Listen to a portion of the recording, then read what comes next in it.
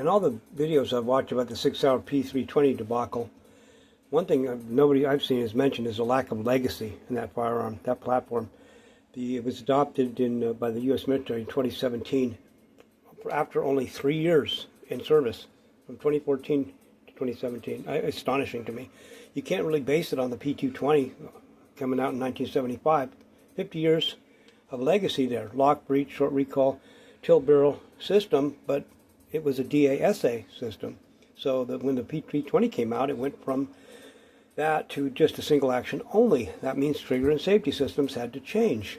Compare it to the M9, the Beretta 92. 1976 in production, 49 years.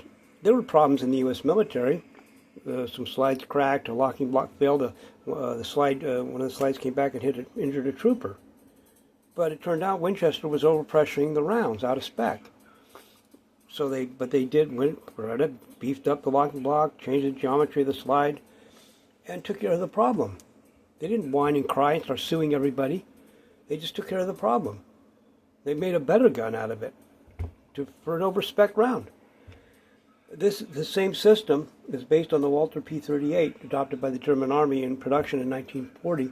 85 years. Same delayed blowback, locking block, short recoil, DASA system. 85 years of legacy. In fact, the last version of the Walther P38, the P5, was still in action in the Dutch National Police in 2013. And again, you have to go to the 1911 for that kind of legacy. 114 years of continuous operation of that platform, that multiple platforms. Same basic action, same basic trigger system. Multiple manufacturers still going strong. And look at the Glock, for instance. Amazing. Instant legacy. No previous experience in handguns. 1980, they started to design a weapon, handgun for the Austrian police and army. They wanted to get through the trials. They were adopted in 1982. 43 years later, they're still going strong. Every Glock has the same safe action system. Same one. You talk about the 19, the 17, the Gen 1, 2, 3, whatever, 5. They've all got the same system, a continuous legacy of 43 years. I'm sure they had problems, but they must have corrected them. Nobody was injured. They didn't sue anybody, as far as I know. So that's the difference here. The Sauer P320, I'm sorry, it's a lack of legacy problem.